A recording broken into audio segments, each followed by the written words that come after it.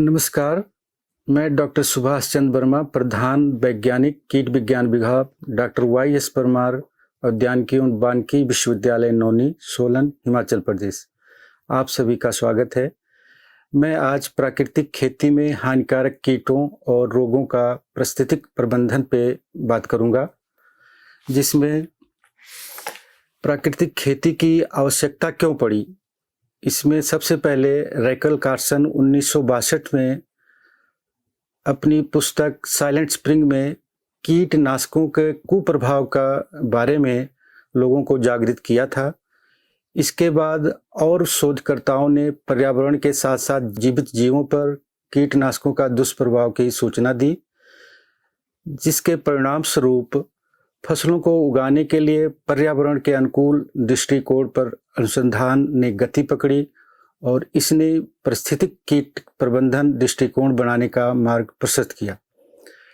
पर इतना कुछ होने के बाद भी पारिस्थितिक रूप से आधारित एकीकृत कीट प्रबंधन कार्यक्रम के कार्यान्वयन के बावजूद भी कीटनाशकों की खपत साल दर साल बढ़ती जा रही है।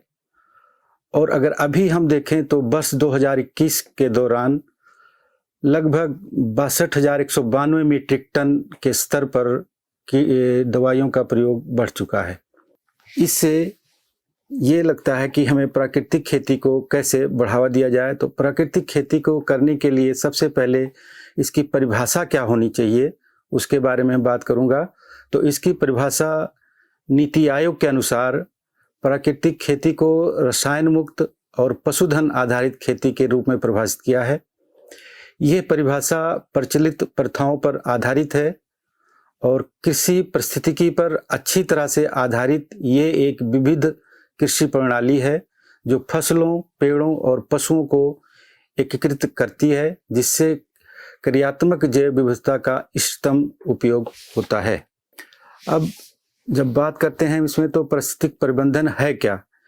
पारिस्थितिक प्रबंधन में कीट नियंत्रण की प्रक्रियाओं को सुदृढ़ करने और उसकी कृषि उत्पादन में सुधार के लिए तथा प्राकृतिक प्रणालियों की ताकत बढ़ाने के लिए पारिस्थितिक कीट प्रबंधन, जिसको हम EPM कहते हैं, एक ये दृष्टिकोण है।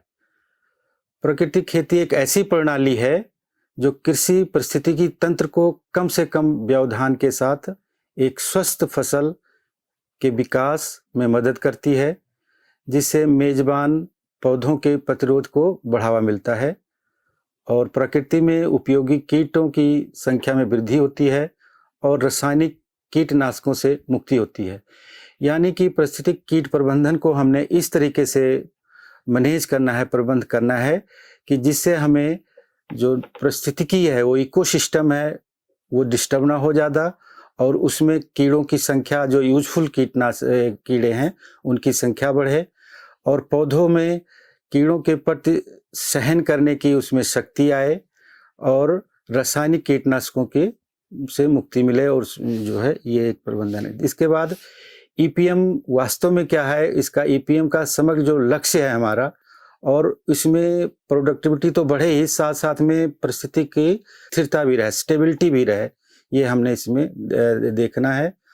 अगर देखा जाए तो लक्ष्य को मोटे तौर पर किसानों को उनके संबंधित पारिस्थितिकी तंत्र पर ज्ञान वृद्धि, और उस ज्ञान वृद्धि को हम किसानों तक कैसे करेंगे, उसको टेक्नोलॉजी के थ्रू ट्रांसफ़र करेंगे और इस सिद्धांत पर हम करेंगे जिससे कि वो किसान इस टेक्नोलॉजी से परिस्थिति को ठीक ढंग से अपने खेत पे वो लागू कर सके।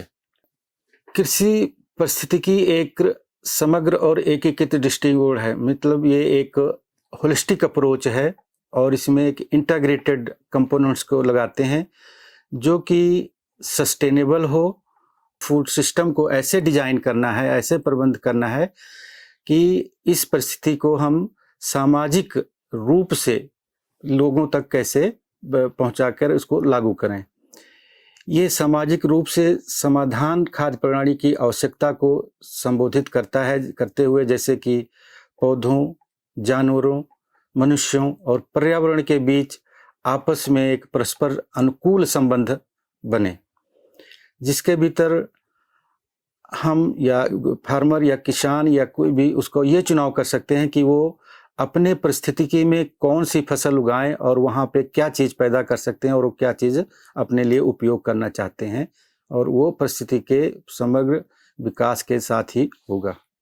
कृषि परिस्थिति के डिजाइन का अंतिम लक्ष्य है कि उसके जो कंपोनेंट हैं उसको हमने लागू करना है, ताकि समग्र जैविक दक्षता में सुधार हो, जैव विविधता बढ़ी रहे और उसका हम कंजर्वेशन कर सकें, और कृषि पारिस्थितिक तंत्र उत्पादकता और इसकी आत्मनिर्भर क्षमता जो है बनी रहे।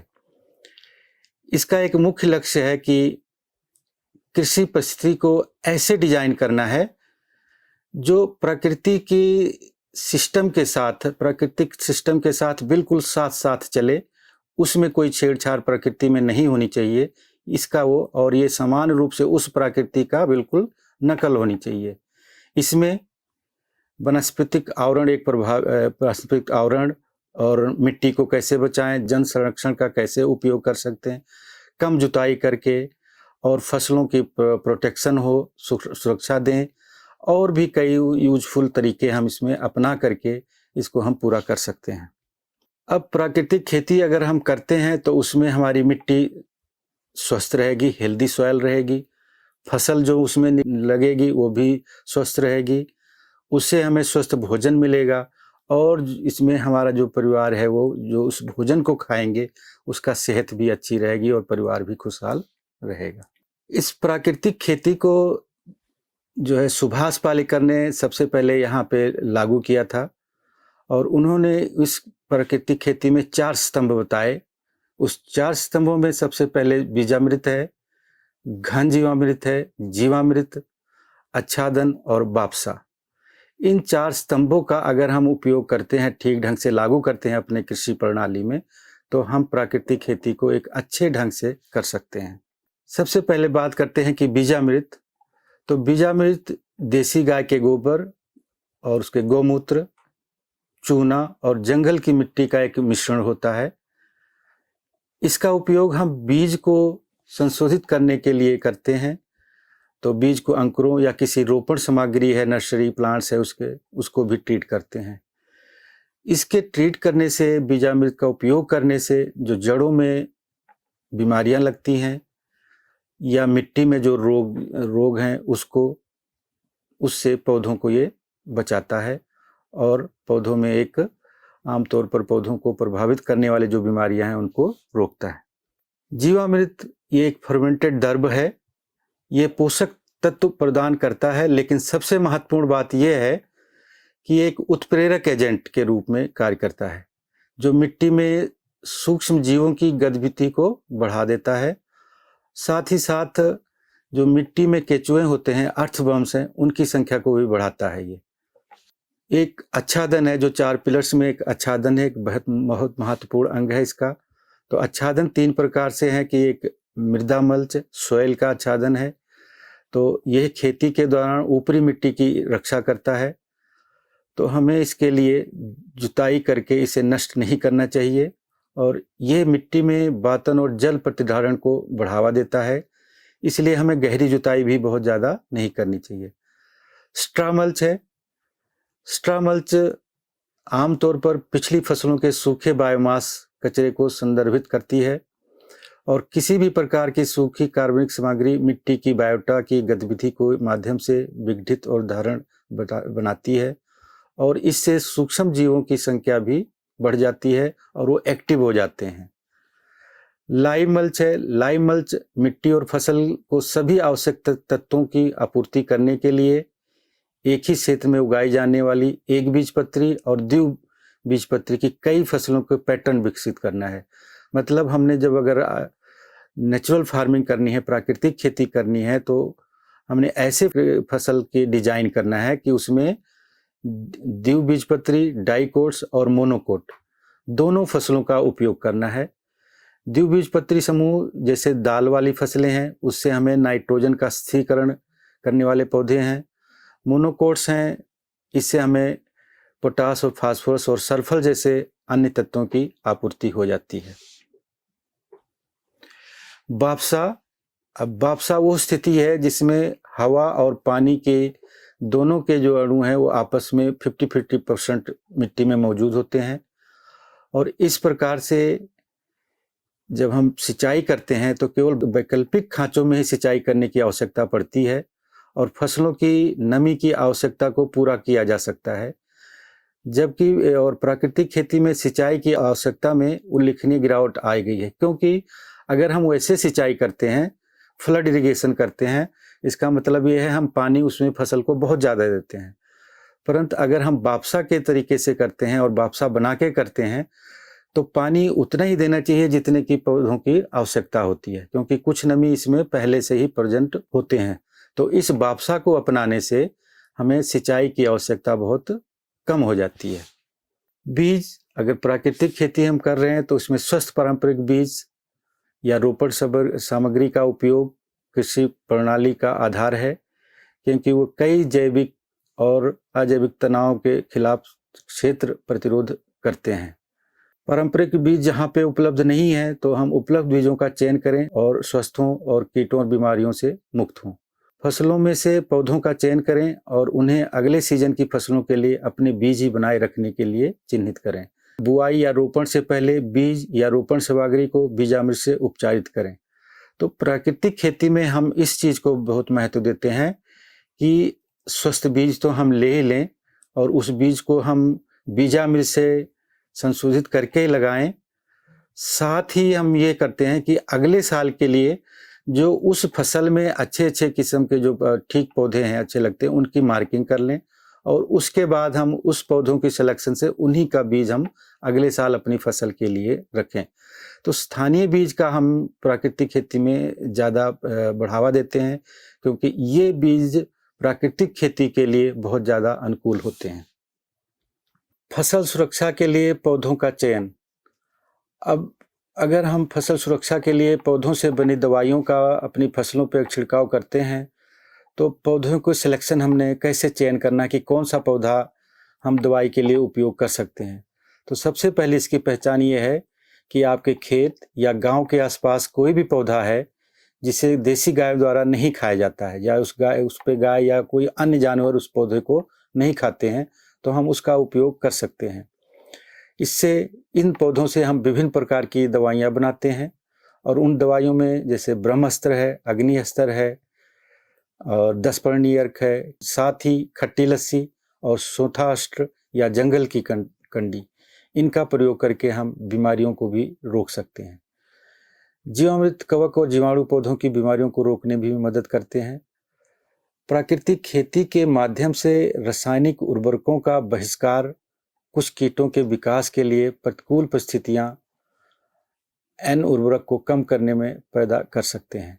इसका मतलब यह है कि अगर हम प्राकृतिक खेती करते हैं तो जैसे कि अगर यूरिया खाद डालते हैं खेत में, तो यूरिया खाद डालने से पौधों की ग्रोथ ज़्यादा होती है, उससे वो पौधे की जो कीड़ों के ऊपर ससेप्टिबिलिटी बढ़ जाती है।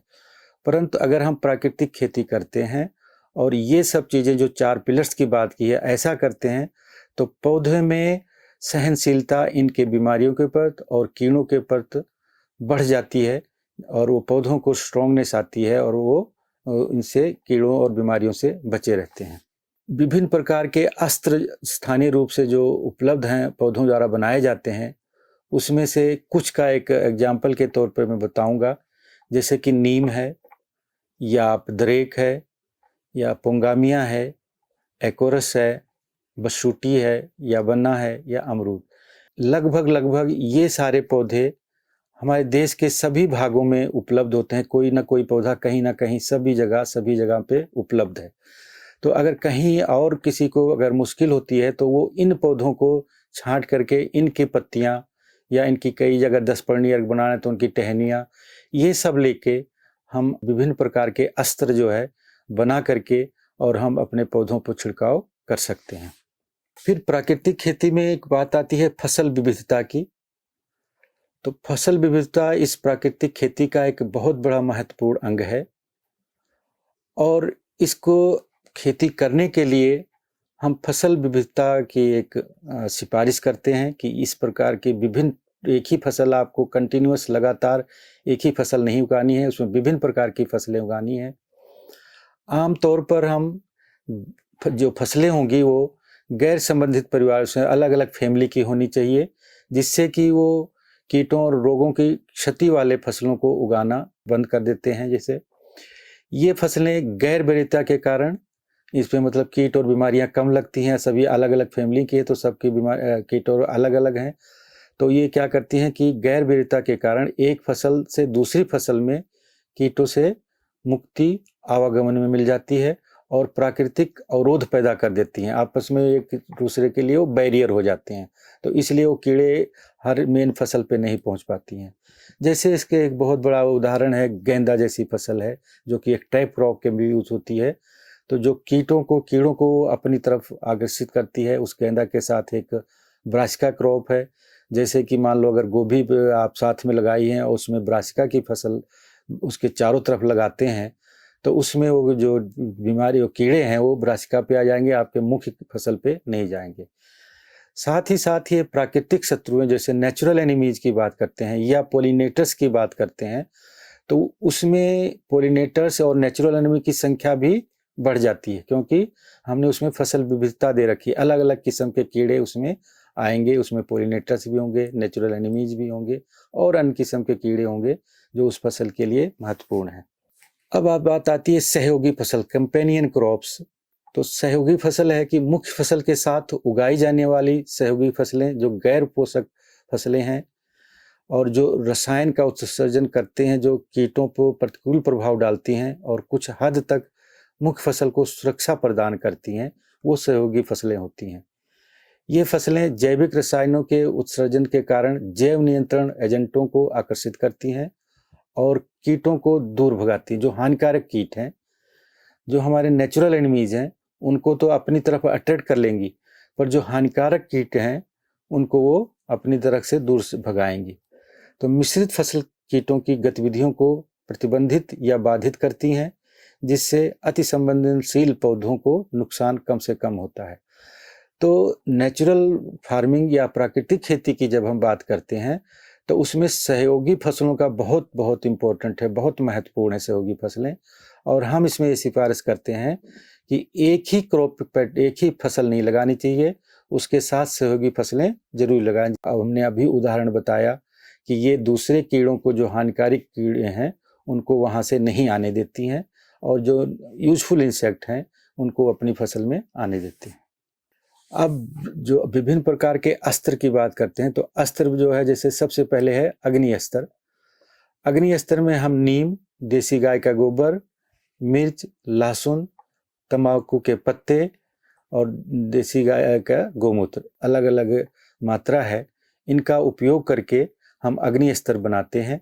और इसको बनाने के लिए हम इन सभी को लेंगे और मिक्स करके और थोड़ा सा इसको हम आग पे करेंगे, उबालेंगे।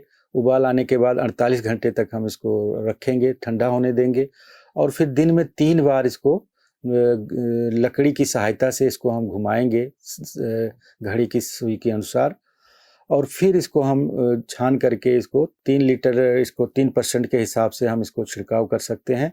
और इसको हम रख भी सकते हैं, ये नहीं कि आज बनाए तो आज ही खत्म हो जाएगा, इसको 3 महीने तक हम इसको भंडारण करके हम इसका उपयोग कर सकते हैं। फिर है नीम अस्त्र। नीम में नीम के पत्ते हैं, देसी गाय का गोमूत्र है, देसी गाय का गोबर है, पानी है, ये भी उसी तरीके से बनाते हैं। और बनाने के बाद इनको हमने छानना है और छान करके इसको हम स्प्रे कर सकते हैं। ये भी हम जैसे पीछे अग्नि अस्त्र बनाने की विधि थी, इसको हम वैसे ही बनाएंगे, और इसको भी हम दिन में 3 बार लकड़ी की सहायता से उसको हम घुमाएंगे घड़ी की सुई के अनुसार, और बाद में हम इसको 3% के हिसाब से स्प्रे कर सकते हैं। फिर बात आती है 10 पर्णी अर्क। 10 पर्णी अर्क है कि ऐसी दवा है कि इसमें हम 10 पेड़ पौधों या पौधों के पत्तों का उपयोग करते हैं, और इसमें हम पानी, गाय का गोबर, देसी गाय का गोमूत्र, हल्दी पाउडर, अदरक पेस्ट, हींग पाउडर, तंबाकू का पाउडर, मिर्च का पेस्ट, लहसुन का पेस्ट, ये सारी लेते हैं।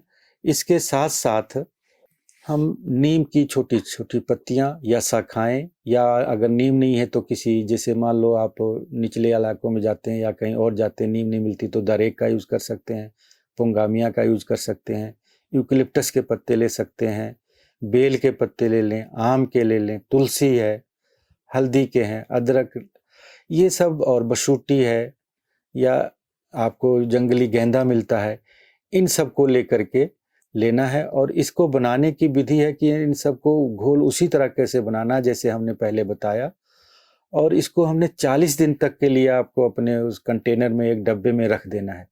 तो 40 दिन के बाद ये तैयार हो जाएगा। तैयार होने के बाद इसको हम छान करके और स्प्रे कर सकते हैं। पर इसके खास बात यह है कि 10 पर्णी अर्क जो है, इसको हम 6 महीने तक अपना स्टोर कर सकते हैं, रख सकते हैं और उपयोग में ला सकते हैं बाद में।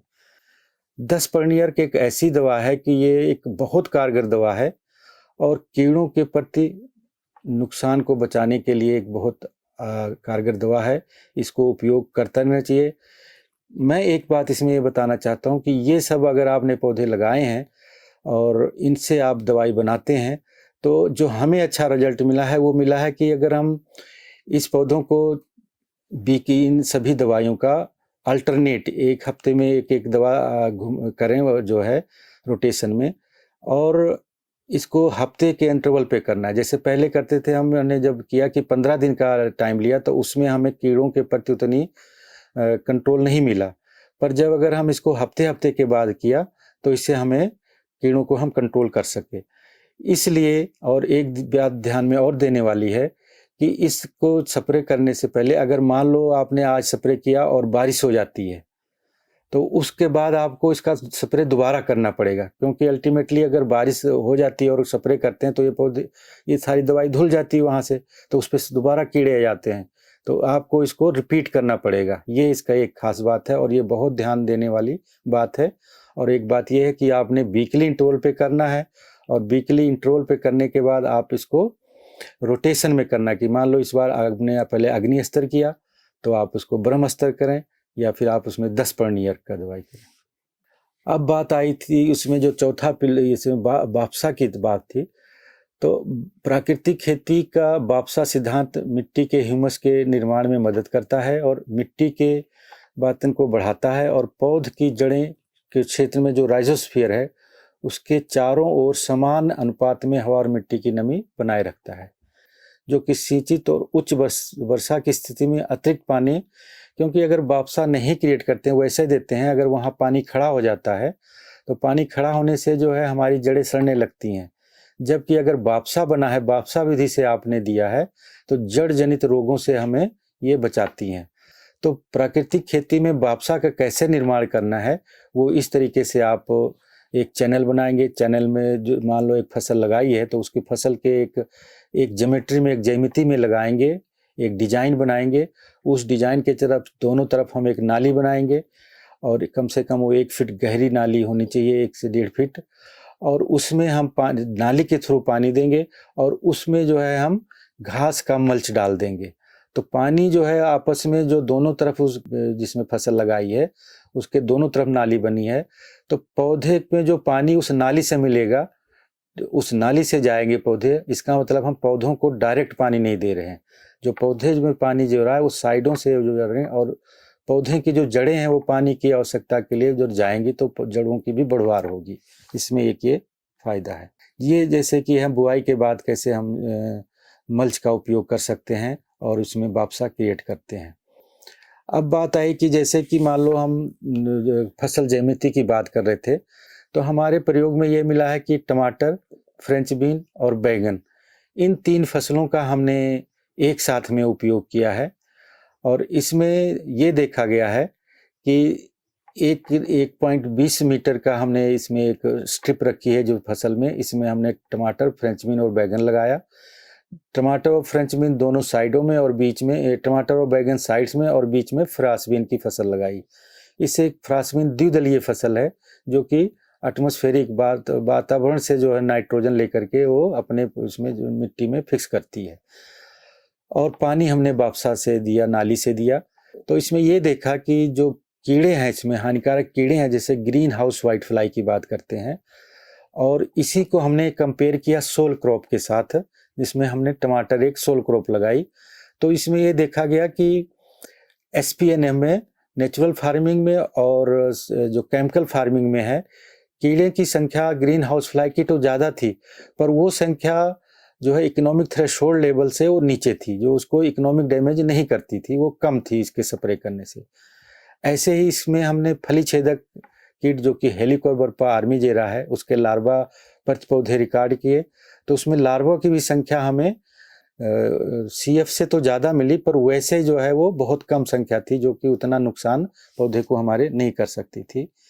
इसी प्रकार टमाटर, बीन, बैगन में हमने जो एक एफिड लगता है, जिसको आलू एफिड भी बोलते हैं, उसमें भी इनकी संख्या ज़्यादा थी केमिकल के कंपैरिजन में। और सर्पेंटाइन लीफ माइनर, इनकी भी ज़्यादा थी, पर इन सब की संख्या इतनी ज़्यादा नहीं थी कि वो हमारी फसल को एक हानि पहुंचा सकें, जो हमें एक इकोनॉमिक डैमेज कर सकें। तो ये प्राकृतिक खेती से हम इसको मैनेज कर सके हैं। ऐसे टमाटर, बीन और बैगन में अगर फल छेदक कीट की जो हेलिकोबर्पा आर्मीजेरा करें कि वो फल को कितनी क्षति पहुंचाते हैं, तो परसेंट क्षति इसमें बहुत कम थी, बहुत कम थी, और वो एज पर CF से ज़्यादा थी, केमिकल फार्मिंग से ज़्यादा थी। पर वो वही बात आई कि अगर हम उसकी इसकी क्षति देखें तो उतना कम थी कि वो इकोनॉमिक डैमेज करने वाली नहीं थी। ऐसे फल मक्खी थी, वो भी इससे ज़्यादा थी, पर वो इतना डैमेज नहीं करती थी।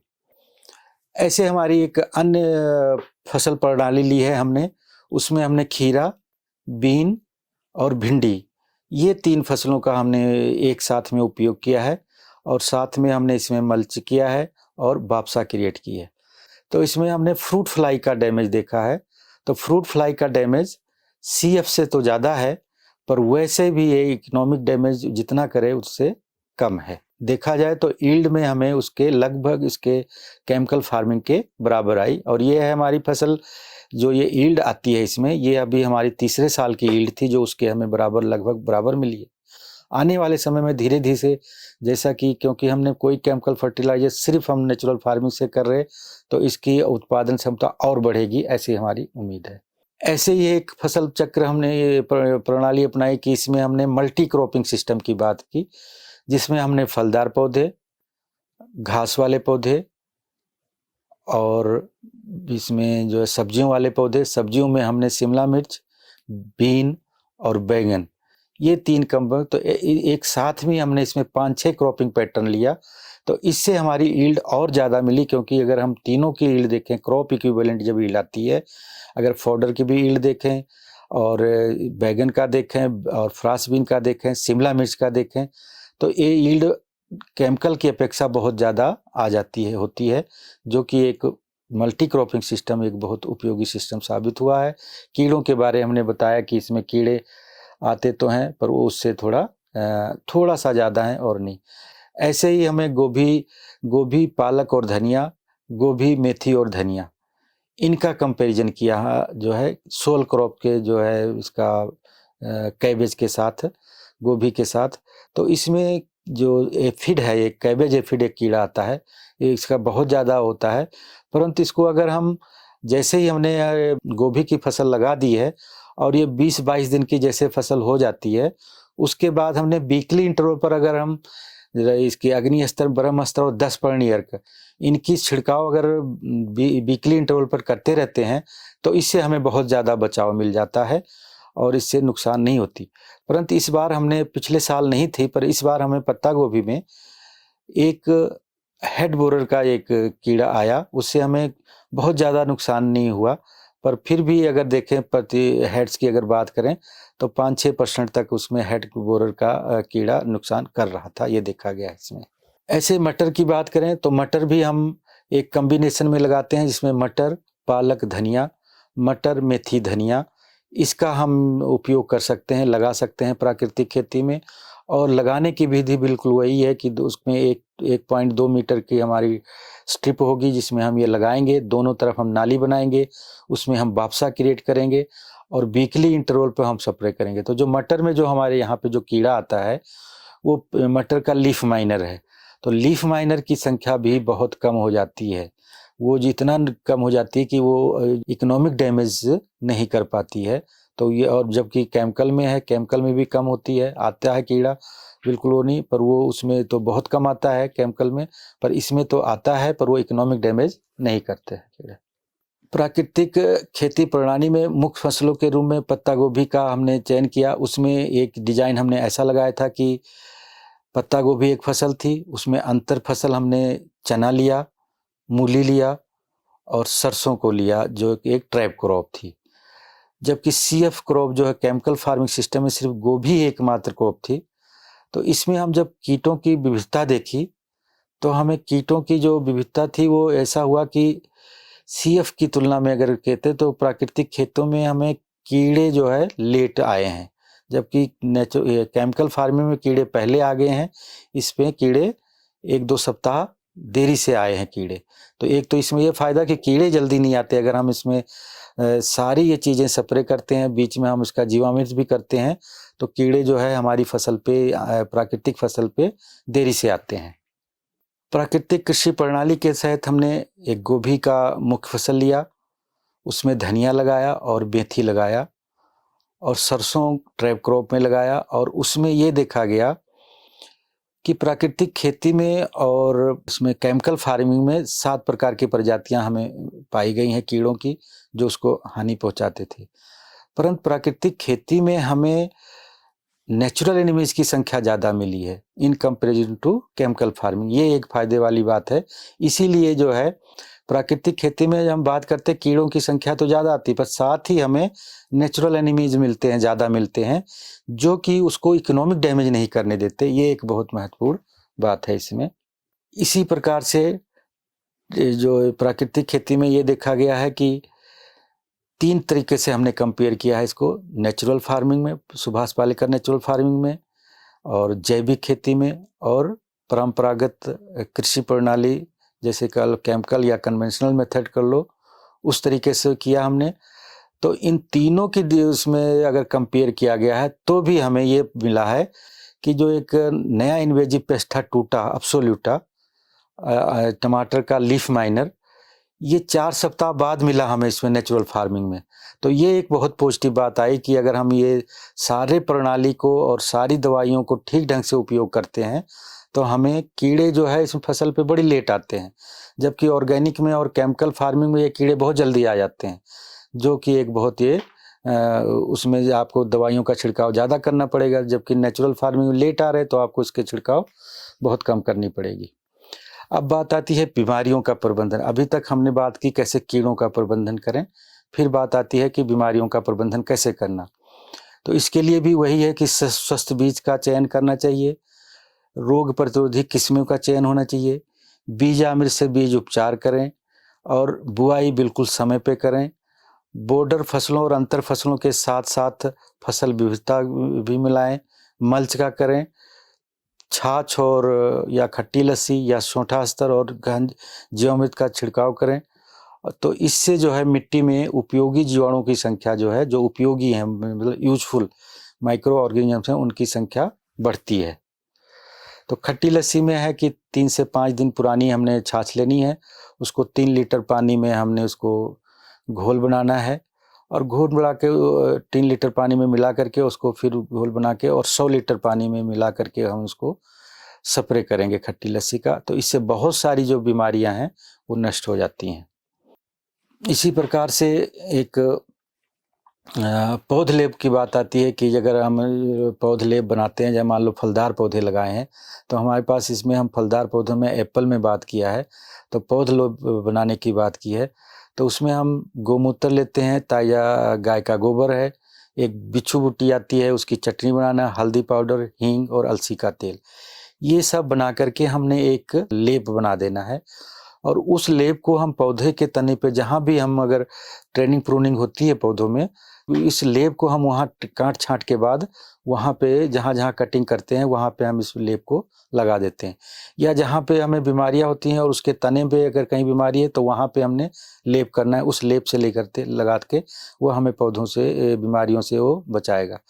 इसी प्रकार से सोंठा अस्तर है एक, सोंठा अस्तर ऐसी बहुत ही लाभकारी एक दवाई बनती है इसका, जो कि अगर इस बार हमने देखा कि टमाटर के में हमें इस बार पत्ता धब्बा रोग जो है टमाटर में वो बहुत ज़्यादा आया। तो अगर सोठा स्तर किया और सोठा स्तर स्प्रे करने से हमें वो कंट्रोल में आ गया उससे। तो हमें एक बात का ये ध्यान रखना है कि ये दवाइयाँ जो है फसल लगा दिया आपने, उस लगाने से पहले हमारे पास ये दवाइयाँ बन जानी चाहिए, जिससे कि आप इसका कंटिन्यूअस आप अल्टरनेट तरीके से आप इसका छिड़काव करते रहें। अब अगर मान लो फलदार पौधे हैं लगाना है या नर्सरी लगाना है, तो नर्सरी को भी आपको बीजामृत में डुबो करके आप उसको डुबो करके सींच करके उस नर्सरी को उसको फिर आपने अपने खेत में उसको लगाना है, जिससे कि मिट्टी में जो पनपने वाली बीमारियां हैं या जड़ में जो बीमारियां लगी हैं उसका रोकथाम हो सकता है।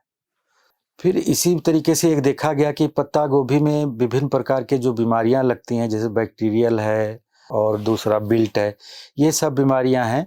इनका अगर हम अच्छे ढंग से प्राकृतिक खेती में करते हैं और खट्टी लस्सी और सोठा स्तर का प्रयोग करते हैं, तो हमें इन बीमारियां भी केमिकल की अपेक्षा नेचुरल फार्मिंग में ज़्यादा है, पर वो बहुत कम है। इतना ज़्यादा नहीं है कि वो आपकी फसल को नुकसान कर सकें। इसी के विधि में हमने एक ब्रोकली में भी देखा, इसी विधि को हमने गोभी में देखा, फूल गोभी में, पत्ता गोभी में और मटर में जो आने वाली बीमारियां हैं, इन सभी फसलों पे हमने बीमारियों को देखा है, जो कि केमिकल की अपेक्षा तो ज़्यादा होती ही हैं, थोड़ी ज़्यादा हैं, पर वैसे ये बीमारियां उतनी नुकसान नहीं पहुंचाती, मतलब विदिन नेचुरल फार्मिंग के तरीके करने से कंट्रोलेबल में है वो। फिर बात आती है कि अगर हम नेचुरल फार्मिंग करते हैं तो सूक्ष्म जीवों की संख्या मिट्टी में कैसे बढ़ती है। सूक्ष्म जीवों की संख्या आपकी मिट्टी में नेचुरल फार्मिंग करने से बहुत बढ़ती है, और वो सूक्ष्म जीवों जो हैं जो कि जैविक नियंत्रण में प्रमुख भूमिका निभाते हैं। वे जीवाणु, कवक और सूत्रकृमि रोगों के व्यापक स्पेक्ट्रम को दबा सकते हैं। ऐसे सूक्ष्म जीव बनते हैं, मिट्टी में तैयार हो जाते हैं करने से, जो आपकी फसल पे कीड़े और बीमारियों को लगने नहीं देंगे। ये एक बहुत फायदेमंद है। और जैविक नियंत्रण की क्षमता वाले जैसे राइजोबैक्टीरिया है, ये एक बहुत बड़ा समूह है जो है, उसमें एक सीडोमोनास है, राइजोबैक्टीरियम का एक समूह है जिसमें एक सीडोमोनास भी है। ये बहुत बड़ा एक समूह है जो इसकी जो है संख्या को आपके मिट्टी में बढ़ा देता है। फ्लोरोसेंट सीडोमोनास हैं, फाइटोपैथोजेंस हैं के बायो कंट्रोल और पौधों को विकास को बढ़ावा देने के लिए तंत्रों से लैस होते हैं। इसी प्रकार से ये पौधे जो है साइडोफोर्स भी बनाते हैं, HCN और कैटालिटिक एजेंट के रूप में विस्तृत विविधता का उत्पादन करते हैं।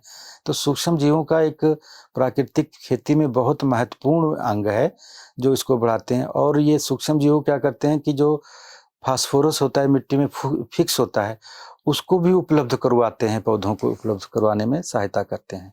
कुछ जीवाणु उपभेद जो पादप हार्मोन के संश्लेषण की नकल करके सीधे पादप शरीर क्रिया विज्ञान को नियंत्रित करते हैं, जबकि अन्य वृद्धि को बढ़ाने के लिए मिट्टी में खनिज और नाइट्रोजन की उपलब्धता को बढ़ाते हैं।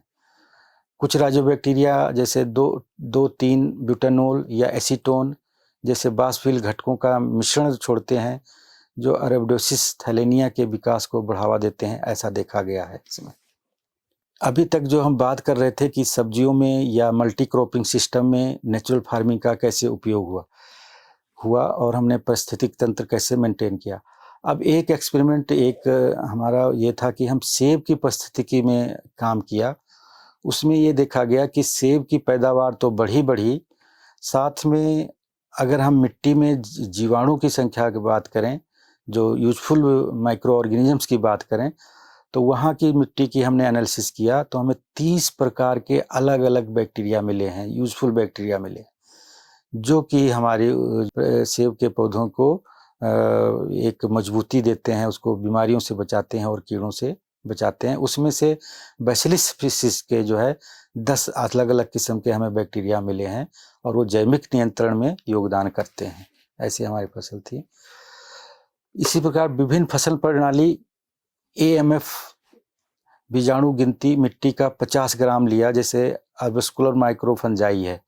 ये देखा गया कि अगर SPNF सिस्टम में देखा गया कि अगर हम इस फंगस की बात करें तो जो MF है तो वो प्रति 50 ग्राम सॉइल में देखा गया। तो हमें टमाटर, बैगन और बीन इसकी फसल में देखा तो इसकी संख्या हमें बहुत ज़्यादा मिली। CFU की संख्या प्रति 50 ग्राम मिट्टी में हमें बहुत ज़्यादा मिली, जबकि रासायनिक खेती जिसमें सिर्फ टमाटर ही था और बैगन थे उसमें इसकी संख्या कम थी। ऐसे ऑर्गेनिक कार्बन की बात करें, हम नेचुरल फार्मिंग की से उगाई गई जो मिट्टी थी उसमें देखा ऑर्गेनिक कार्बन, तो ऑर्गेनिक कार्बन की % हमें उसमें ज़्यादा मिला है। अगर मटर, धनिया और पालक विधि से जो कि जिस खेत में हम मटर, पालक और धनिया कर रहे थे उसका सॉइल ऑर्गेनिक कार्बन देखा, और रासायनिक विधि जिसमें सिर्फ मटर ही था उसका देखा, तो हमें ऑर्गेनिक कार्बन की % जो है इस SPNF विधि में ज़्यादा मिली है और उसमें रासायनिक विधि में हमें कम मिली है। ओके, तो अल्टीमेटली अगर हम बात करें नेचुरल फार्मिंग की, प्राकृतिक खेती की, तो प्राकृतिक खेती से हमें फसल सुरक्षा तो मिल ही रही है, पैदावार तो मिल ही रही है, कीड़ों के प्रति प्रतिरोधक पौधों में बढ़ ही रही है, साथ साथ में मिट्टी में जो यूजफुल ऑर्गेनिजम्स है, माइक्रो ऑर्गेनिज्म, उनकी संख्या बढ़ रही है, और वो उसके साथ मिट्टी की गुणवत्ता भी बढ़ रही है, ऑर्गेनिक कार्बन बढ़ रहा है। तो ये कि बहुत उपयोगी किस्म का ये नेचुरल फार्मिंग किस्म है, इसे हमें अपनाना चाहिए। इसे अपनाने से हमारी जो है ये वातावरण के बिल्कुल अनुकूल है और हम कोई वातावरण इससे दूषित नहीं होता है। धन्यवाद जी।